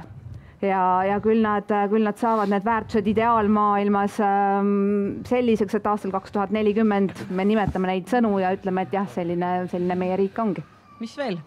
No ma arvan, et siin on kaks väga universaalset märksõna, need on haridus ja kodanikuühiskond, et ega need toovad seda kõike. et meil on küll seda taasiseseisvumise ajast 25 aastat selja taga ka ja me vaatame nüüd 25 aastat edasi, aga kui ikka analüüsida neid samu väärtusi ja sellist koostöövõimekust, hoolivust, ühiskonna niisugust läbilõikepilti, siis oleme me nendest eeskuju ühiskondadest kas või Soome kõrval ja Põhjamaad ikka mõnevõrra oma kodanikukultuuriga maas. Et siin ei ole mitte midagi teha, see võtab aega. Aga olles selline iseenda parim versioon ja näidates eeskuju, me kõik suudame seda parandada. Mis veel, Taavi Rõivas? Ja ma olen hästi nõus Andrese selle viimase aspektiga, just mõtles ise sama asja, et me ise oma käitumisega, oma igapäevase tegevusega nii poliitikuna kui kodanikuna tegelikult kujundame seda väärtusruumi, et see on pidev töö ja seda me nimetasime ka mitmed siin, et me ei tohi olla rahul status quo'ga, et kui me näeme, et on mingid väärtused, mis ühiskonnas võiksid olla meile ja kogu ühiskonnale meeldivamad, siis me peame ühiselt ka selle nimel töötama, et ega see väike positiivne rahulolematus või edasipürgimise jõud, see peab alati jääma. Et saada lõhedest üle on sõnum. Absoluutselt, ja me ei tohi leppida sellega, kui me millegagi rahul ei ole, et ei ole nii, et status quo on ja mõtleme, et nii peabki olema, et meie asi ongi teha seda, et Eesti tulevik oleks veel ilusam, kui ta praegu. Nii, Jevgeni pole saanud veel sõna siin, et mis siis vaja teha, et seda lõhet ületada? No, mis puudutab väärtusi, siis mina olen üldiselt üsna skeptiline selles osas, et väärtusruumi on võimalik suurel määral kuidagi ülalt alla koordineeritud tegevusega muuta. Üldiselt, kui ajalugu vaadata, siis see on toimunud kas võimuvahetuse ja sellest tuleneva uue väärtussüsteemi pealesurumise kaudu, millesse on siis aja jooksul sisse elatud, või siis majandusliku, pigem tehnoloogilise muutuse tagajärjel. Seda viimast me kontrollida ei saa, see mõjutab niikuinii meie väärtusi. Seda esimest, ma arvan, me teha ei taha. Nii et praktiliselt enamik nendest väärtustest muidugi, millest räägiti, ei ole ka kuidagi väga uued, et nendest on 2000 aastat kristlikus kultuuriruumis räägitud kui üldinimlikest väärtustest ja ega nad ülemäära palju juurdunud ei ole, on ju peaaegu kuskil. Ja see pigem ütleb midagi pigem inimeste kohta kui ühiskondade kohta, nii et eks me kõik kodanikena peame olema tublimad ja paremad, aga tõenäoliselt jääme me sellest väärtusideaalist alati üsna kaugele maha. Mõnes asjas loomulikult on võimalik ka väärtusi ülalt alla muuta. On võimalik neid muuta nii valitsuse otsusega kui ka teatud teistsuguste eliidi, ütleme ühiskondliku eliidi projektina. Ja sellepärast mina arvan, et ehkki vaatamata sellele, et kooseluseadusele oli enamik Eesti inimesi vastu, mina arvan, et Vabariigi Valitsus koos Riigikoguga pidi selle asja ära tegema, sest ainult seda kogemust saades, et tegelikult ei juhtu midagi hullu ja mõned inimesed saavad õnnelikuks, et ainult siis hakkavad need väärtused päriselt muutuma. Mis puudutab näiteks sisserännat, siis on lugu ju täpselt samasugune. Võtame Suurbritannias on ksenofoobia kõige suurem seal, kus sisserändajaid on kõige vähem. Ehk siis seal, kus on kõige vähem kontakte, seal on inimesed kõige ksenofoobsemad. Aitäh, nii et tegelikult eliidi eeskuju otsustusvõime on see sõnum, mida saaks teha, aga väga lühike repliik Margus Tsahknalt ja siis ma kohe küsin teie käest järgmise küsimuse. Ja ma tahtsin öelda seda, et haritus aitab selle kõige vastu. Aga kus seda võtta? Ja seda saab haridusminister saab seda anda. Nii, ligi kondiga toob ja kõik on rahul. Ma tahan öelda selle mõtte ära, et näiteks need samad teemad, mida Jevgeni praegu puudutas siin. Ma mäletan, kui kunagi me tahtsime koos Andresega muuseas veel tollel ajal, et koolides hakatakse usundiõpetust õpetama, religiooniõpetust ja siis toimus see sama sildistamine, et nüüd hakatakse tule ja veega ristima meie lapsi sunniviisiliselt. Tegelikult Pille Valk, kes meie seast on juba mitmed aastad tagasi lahkunud, olin välja töötanud väga hea õpiku, kus õpetatakse kõiki erinevaid usundeid, mis maailmas on. Ja see on üks teema, mis on ka uuritud läbi Tartu Ülikooli poolt, et nendes klassides, kus usundiõpetus oli, on just nimelt arusaamine ja selline enesekindlus ja mõistmine ka teiste kultuuriruumide vastu oluliselt kõrgem kui see, kus seda õpetust ei ole olnud. See on üks näide selle sama pagulaste teemaga. On teil tegelikult võimalus jälle seda punast ja rohelist kaarti valida kohe ja ma kohe tulen selle juurde, mida juba mainiti, et üks asi, mis võib-olla seda lõhet aitab ületada, on ka kodanikuühiskond, kodanikuharidus, suurem dialoog. Nii et ma siit inspireerituna küsingi sellise küsimuse. Kas teie arvates peaks Eestis kasutatama rohkem referendumeid? See Kreeka referendum praegu, mis toimus. Kommentaare ei küsinud, palun. Margus Tsahkna, meil on punane ja roheline kaart, lihtne valik. Kas peaks Eestis kasutatama rohkem referendumeid? Aitäh, nii. Kes publikust arvab jah sellele küsimusele vastuseks, et peaks? Nii, aitäh ja kes arvab ei? No nii, siin on 50-60 peaaegu. Teine küsimus. Kas tavalisel kodanikul on täna teie arvates piisavalt võimalusi kaasa rääkida riigi juhtimise olulistes küsimustes? See käib ikka niimoodi mööda seda rida. Piisavalt võimalusi. Mida tähendab kaasa rääkida? Jah. Mõtestage ise seda küsimust. Rääkida ju saavad. Osalusvõimalused. Ta ei osata kasutada võimalusi. Aga kas ka keegi kuulab? Nii, ma ei näinud, mis Margusel oli nii roheline. Nii, ja mis arvab Vallimäe rahvas täna, kas Eesti rahval on piisavalt võimalusi kaasa rääkida riiklikelt olulistes küsimustes? Jah, on esimene küsimus. Ja kes arvavad ei? No siin jälle see 50-60, eks? Nagu ei oli jälle rohkem. Aitäh. Annika andis nüüd sellega kättevõtme meie eelviimaseks küsimuseks siin samas laval meie festivali kõige esimesel arutelul. Üks mõte, mida öeldi, oli see, et see selline kibestumine või väga kiiresti vastandumine, mida me oleme Eestis siin viimastel aegadel vähemalt 2 küsimuses näinud, et üks asi, mis seda tingib, on see, kui inimesed, iga inimene oma tasandil ka, kui ta tunneb, et temast ei sõltu eriti midagi. Et teda eriti ei kuulata ja temast ei sõltu. Ja sellest tulenevalt küsimus on see, et kas tänastes sisseharjunud valitsemispраktikates või valitsemismudelis on midagi puudu või vajab midagi muutmist, mis aitaks seda tunnet ära võtta, et inimesed ei tunneks, et neist ei sõltu, vaid vastupidi, nad tunneks, et igast ühest sõltubki ja seetõttu, et sellist kibestumist ja vastandumist oleks vähem. Mis me peaksime nüüd ütlema? See ei ole jah-ei küsimus. See ei ole jah-ei küsimus. Ma vastan sellele tuntud tõdemusega. Kui sa ei taha, et poliitikat tegeleks sinuga, siis tuleb sul tegeleda poliitikaga.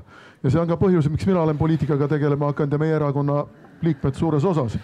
Ma ei taha, et Ossinovski otsustab minu eest. Ma tahan kaasa rääkida. Ma ei taha, et Rõivas otsustab minu eest. Ma tahan kaasa rääkida. Nii et kaasa rääkimise võimalused meil on. Ma vabandan, et ma korra segan. Kas see tähendab, et igaüks peaks tegema erakonna? Ei, see tähendab seda, et meil on vaja liberaliseerida ja ma arvan, et Andres on minuga siin täiesti nõus meie praegust poliitilist seadusandlust ja praktikat. Meil on liiga kõrge lävend Riigikokku pääsemiseks erakondadele. Meil on sisuliselt varanduslik tsensus kautsjoni näol. Ei olnud sugugi hõlpus meil uute erakondadena saada kokku see 41 või 3000, palju see oli, eurot, et maksta ära kandidaatide kautsjon. See on sisuliselt varanduslik tsensus. Ja mul ei ole lihtsalt piisavalt aega, et kõiki neid probleeme, mis on, üles lugeda. Aga see on selge, et see, mida Vabaerakond nimetab demokraatia paketiks, seda me kindlasti toetame. Sest need on asjad, mis on Eesti Vabariigis vaja ümber vaadata, et kodanike ligipääs poliitikale ja kaasa rääkimisele oleks kergem. Mida veel? Kas midagi muuta, midagi edasi arendada, mis on need olulised asjad? Mina ütlen, et see ülereguleeritus, võib-olla millest täna pole räägitud, tundub sellest teemast väga kaugel, aga tegelikult see ülereguleeritus, mida me oleme juba suutnud selle 23 aasta jooksul siin tekitada, on see, mis tapab ka inimeste sellist entusiasmi. Kõige muu oma elu toimetuleku kõrval tegeleda ka selliste võib-olla, ma ei tea, ühiskonda muutvate tegevustega, et see vaba vaim, mis on inimestes olemas ju, aga see takerdub sellesse bürokraatia võrku. Ja see puudutab tegelikult ka kõike seda, mis on meil nii-öelda demokraatia paketsikuga seoses. Näiteks avatud nimekiri, mis me oleme jälle Andresega seda asja koos ajanud. Kui kaua me oleme seda ajanud seda asja? Ma ei tea, 10 või 12 aastat vähemalt. Ajad siis jälle ei ajanud. Et näiteks see võiks olla üks asi, mis sisuliselt ta ei muuda valimistulemusi, aga ta annab vähemalt selle tunnetuse, et kuskil ei panda enam sinu eest midagi kirja, kes saab valituks või mitte. Et sellised asjad, ülereguleerituse kaotamine. Nii, me rääkisime praegu siin valimissüsteemi ja erakondade moodustamise asjast. Mis veel? No äkki minu eest on juba nii palju kõneldud nii Mart Helme kui Margus Tsahkna poolt, et tõepoolest selle demokraatia paketi me oleme esitanud ja põhimõtte sellest, et erakondade rahastamise süsteem peab olema niisugune, et on ka uutel ruumi tulla ja poliitikas on hingamisruumi ja võimalusi rohkem. Seda kindlasti muuta tuleks. Ülereguleerimist ma ka eespool mainisin, et me liigume tõepoolest ülereguleerimise suunas. Ma muuseas vaatasin ka seda, kui pikad on Eesti parlamendi erakondade põhikirjad, need kubisevad ülereguleerimisest. Ja täiesti selgelt Vabaerakonna sees ütlesin ka, kuulge, ärme meie seda teed lähe. Kuule, aga Andres, sina kirjutasid IRL-i põhikirja. Te ei lasknud mul kirjutada. Aga seal olulisem punkt seal on see, et tegelikult kõik algab rohujuure tasandist ja see on ikkagi selline kodanike ise organiseerumine, kogukonnad ja kohalikud omavalitsused, mis Eestis kahjuks ei ole vastutust kandvad ja päriselt teovõimelised otsustavad kohalikud omavalitsused. Et sellest algab kõik peale, et kui me ülevalt poolt püüame seda ühiskonda tsentraliseerides juhtida ja järjest uusi seadusi ja uusi regulatsioone tehes, siis ei tule tegelikult midagi välja. Jevgeni? Jah, et Andres ütles nüüd peaaegu kõik ära, mis ma öelda tahtsin. Et tegelikult see, et Eestis on enam... Pannakse kinni mind kogu aeg. Et enamik otsustust tegelikult on tsentraalsel tasemel, on kindlasti üheks põhjuseks, miks otsused jäävad inimestest kaugele. Kui vaadata siin erinevaid ka rahvusvahelisi uuringuid, siis kohalikul tasandil on meil väga vähe nii sisulist otsustamist kui ka raha nende otsuste vastuvõtmiseks.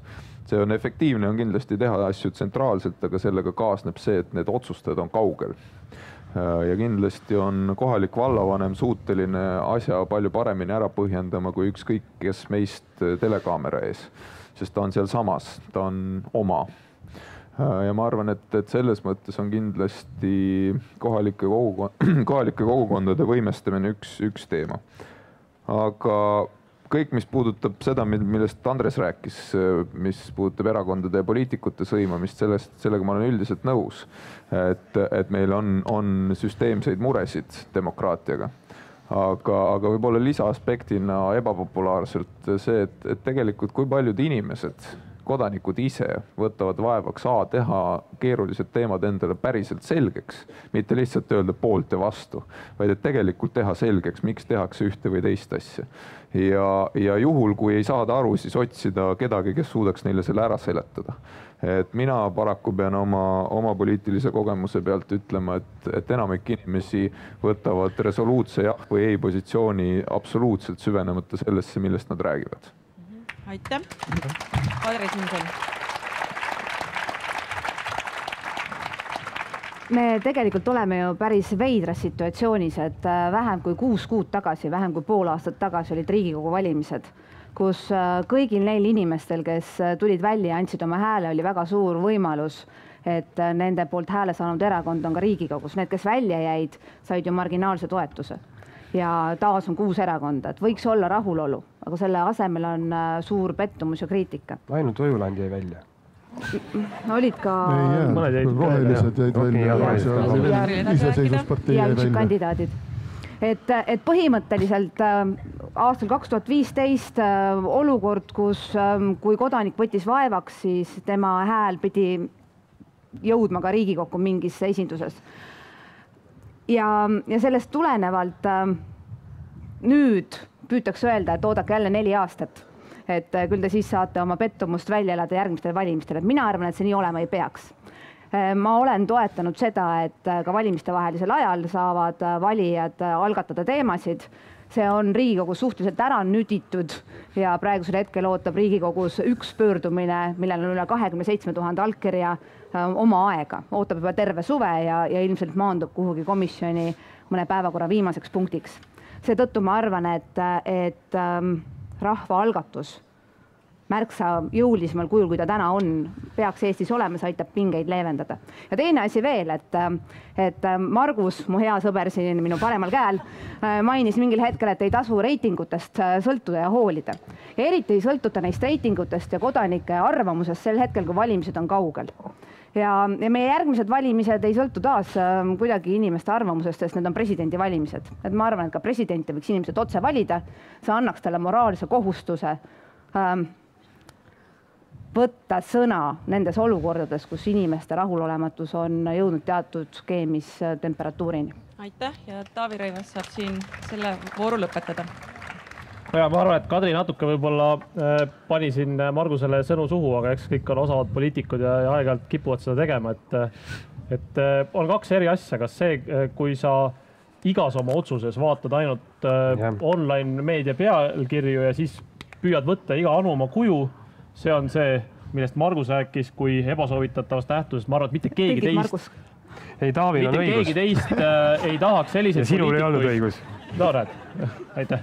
Et mitte keegi teist tegelikult ei tahaks selliseid poliitikuid, kes igal hommikul esimese asjana teeks online meedia lahti, vaataks, kust poolt tuul puhub ja siis püüaks eriti sujuvalt nagu selles tuuleiilis siis kuidagi nagu kaasa targutada, eks ole. No ei ole sükest vaja, et poliitikutel peab olema oma vaated, peab olema põhjus mõnikord ka valmisolek põhjendada, et miks minna antud hetkel enamuse arvamusena tunduva asjaga vastu olla.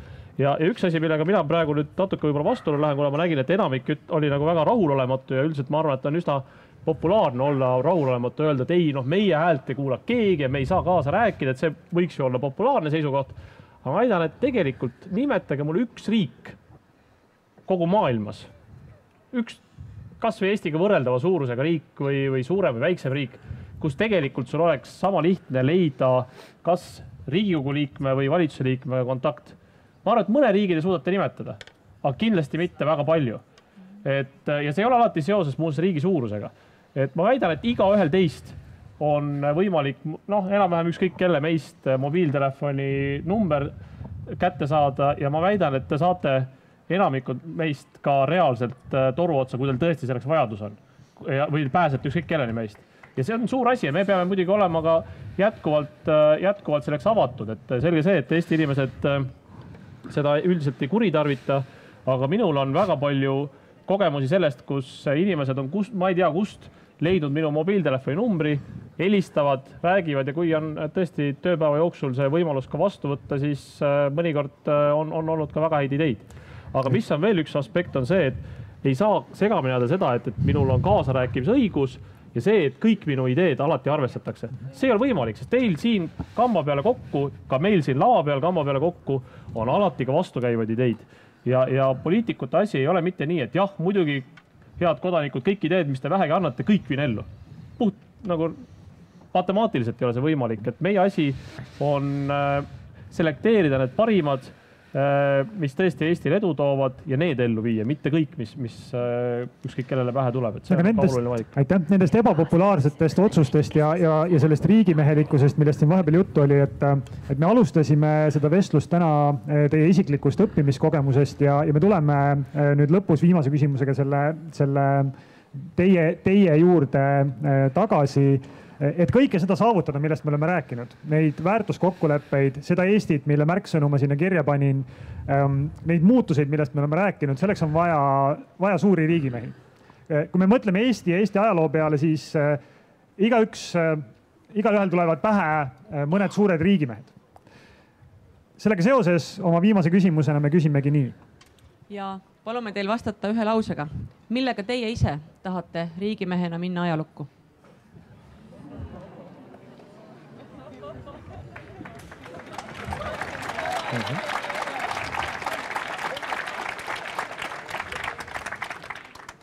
Keegi ei taha ajalukku minna. Kõik tahavad veel minna. See üks lause hakkab läbi saama, Margus. Mina ei vastanud praegu. No ma ütlen ära, ütleme siis niimoodi, et Eesti poliitilise süsteemi ja ühiskonna ergastajana, sest ergastamine on see, mis viib edasi. Ma ütlen siis ametliku vastuse ära, et kui ma Toronto ülikoolis õppisin 99-2000 rahvusvahelist õigust, siis ma sain aru väga selgelt, et see on väga suur erand, et me oma riiki siin üleval peame. Ja järgnevad sündmused, mis on toimumas ja toimunud maailmas, tegelikult seda ka tõestavad. Ja siis ma mõtlesin, et ma tahan olla siis juures nendel otsustel, kui tehakse ajaloos 36. kuni 40-ndani, 1936. kuni 40-ndani sarnaseid otsuseid, mis puudutavad Eesti püsimist. Ja tegelikult neid otsuseid teeme iga päev. Et see on tegelikult see. Aga ma loodan, et ma ei lähe ajalukku sellega, kuna me ei tohiks jõuda üldse nii kaugele, et me 1940 aasta korduks. Väga nõus Margusega, et ajaloolasena ma tean, et ajalukku minnakse siis, kui on kriitilised hetked. Ja ka Eesti saab BBC ja CNN-i esiuudistesse siis, kui meil läheb tegelikult halvasti, et vaevalt me head uudistega sinna satume. Nii et ma eelistaks mitte minna esiuudiseks. Aga Eesti ajalukku on ikka võimalik minna. Kohe või kirjeldada, aga räägi, ma ei taha. Ma eelistaks mitte minna sellise kriitilise aja poliitikuna ajalukku. Aga ma eelistaks, et ma teeks ajalugu pikaealisusega, et ma ei väsiks poliitikast, et ma ei lööks käega ja ütleks, et sellel pole mõtet. Ja Eesti poliitikas on olnud enne mind juba grand old ladies'id, et neid võiks olla palju rohkem, kui seni olnud on. Aitäh. Taavi. Ma olen Kadriga väga nõus sellega, et ladies'id võiks olla Eesti poliitikas rohkem. See on väga õige aspekt, aga on Eesti küll ka viimase 1,5 aasta jooksul korduvalt olnud CNN-i ja BBC esiuudis. Mul on muuseas üks pilt, mille saatis üks AK-s töötav inimene, kus Eesti peaminister oli live-eetris korraga nii CNN-is kui BBC-s ja rääkis täiesti erinevat juttu. Ja kommenteeris teise riigi viletsust. Aga see oli väike CNN-i apsakas, kus nad breaking news'i laivi panid, tegelikult tegid selle 5 minutit ette. Aga see oli huvituti Eesti seisukohtadest Euroopa ees seisvate probleemide lahendamisel. Teine teema, mis on meie positiivne teema, millega me oleme olnud esiuudistes ja väga suurtes... Meil ei ole uudisanalüüsi praegu. On ka e-residentsus näiteks, et on küll positiivsed asjadega. Aga mina ei plaani veel ajalukku minna, aga ma võin öelda, et millise riigi ma tahan edasi anda või ajaloo hämarusse kaduda, ma sõnastaks nii, aga ma võin öelda, millise riigi ma tahan edasi anda, kes iganes see on see, kes mult ameti üle võtab. Ja see riik, mida ma tahan üle anda, on hästi kaitstud. See riigi rahaasjad on korras ja ma loodan, et see riik on ka pisut avatum ja innovaatilisem, kui ta oli enne seda, kui mina selle ameti üle võtsin. Aitäh, Mart Helme. Me ei tea kunagi, missugused ajaloohetked võivad kerkida esile, mis viivad meid ajalukku. Ronald Reagan ei teadnud, et ta läheb ajalukku mitmete asjadega, teiste hulgas Nõukogude Liidu lagunemine. Ma tahaks olla see poliitik, kui ajalugu tagasi vaatab, kes kriisi hetkel on võimeline kindlalt 2 jalaga maa peal seisma, Eesti lippu kõrgel hoidma ja olema liider. Aitäh. Ja Jevgeni Ossinovski. Kui te küsima hakkasite, siis ma kartsin, et te küsite, et nimetage oma 5 poliitilist riigimehe eeskuju. Vihkan seda küsimust kõige rohkem, nii et õnneks et seda ei tulnud. Aga üldiselt minule monumentaalne ajalugu väga ei meeldi, nii et ma ei taha, et minust monument tehtaks. Kindlasti ei tehta seda kivist või pronksist, aga ma mõtlen ajalooõpiku või loo mõttes. See ei ole kindlasti see, mille nimel mina töötan. Küll aga mina olen enda jaoks sõnastanud oma tänase töö niimoodi, et ma tahan selles töös teha asju niimoodi, et kui ma 20 aasta pärast mõtlen, et täna 2015 aastal oli mul võimalus teha otsuseid, et lahendada olulisi probleeme, et ma siis teaks, et ma tegin kõik selleks, et need otsused saaksid vastu võetud. Aitäh. Nii et jätame need meelde, need mõtted, kuidas olla parim versioon iseendast, mis te siin hetkel meile rääkisite ja nende mõtete üle me saame otsustada siis aastal 2040, vaadates tagasi, et kuidas see kellelgi on välja tulnud. Aga suur aitäh teile kõigile selle arutelu eest. Aitäh kõigile kuulajatele, vaatajatele, kaasa mõtlemise, siin olemise, jälgimise eest. Ja Arvamusfestivali viimane arutelu on sellega lõppenud, aga festival pole veel läbi. Teeme suure aplausi esinejatele. Aitäh. Aitäh. Suur tänu.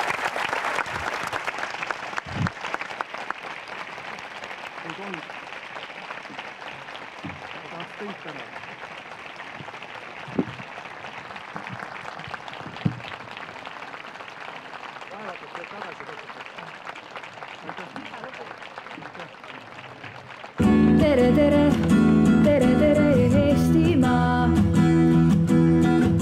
Tere, tere, tere, tere Eestimaa. Arvamusfestival